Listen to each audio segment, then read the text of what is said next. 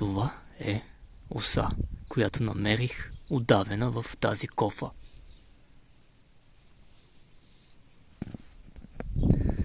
Но след около 1-2 минути, страшно много време, си играх да я съживявам. Тя започна леко да помръдва, като някаква лека треска. Даже в началото си помисля, че е вятър, но продължих да полагам усилия с ето тази вилица. И малко по малко тя започна да се тресе по-силно и по-силно, като някакъв удавник, който скоро е изхвърлил водата и всъщност не съм виждал такива неща, но представям си както и де. И малко по малко треската се увеличаваше, докато в един момент започна да се съвзема. Виждате, от 5 минути прави някакви обиколки. Крилата и все още не са изсъхнали.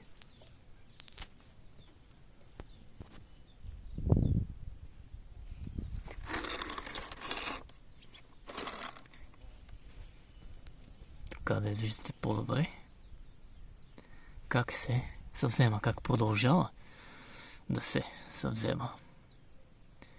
Не може да излети, колкото и да се страхува от мен, защото са и мокри крилата.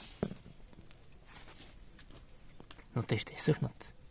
Най-важното е, че тя като тяло се е свестила. Има някаква друга, която лети и ще пие вода, но тя не представлява интерес за мен, защото не е била съживена от мен, за разлика от тази.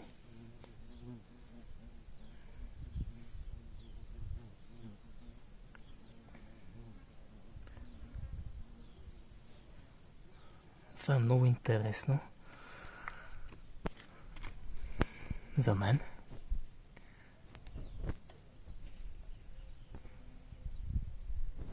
Ето как пие осата. Това е друга оса. Да се върнем на важната оса. С мокрите крила. Почти се съвзела, защото вече не трепери. Почти не трепери.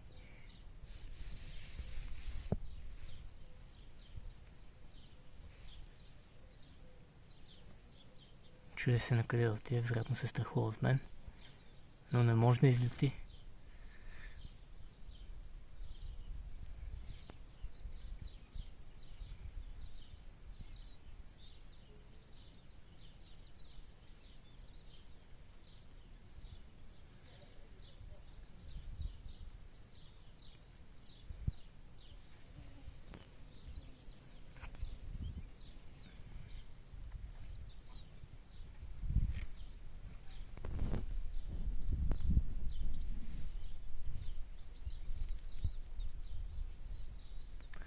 Дали е благодарна, че изпасих живота?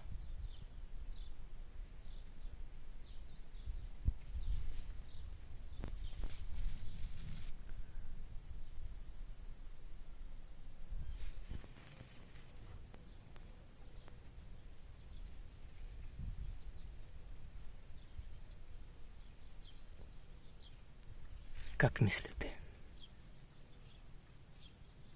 Дали притежава чувство на благодарност? Тя полетя.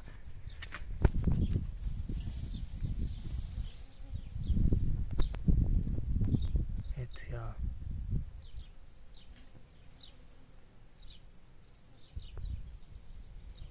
Значи крилата й са вече доста сухи, щом успя да направи този полет.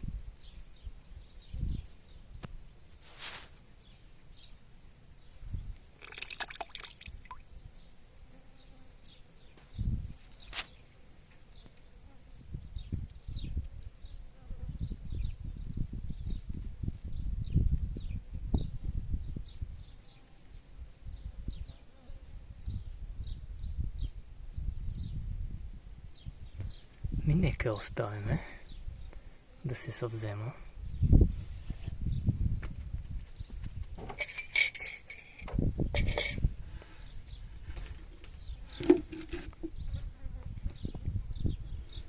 Каквото и да е интересно.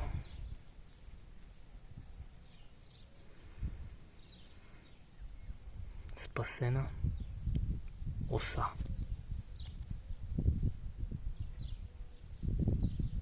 Чао.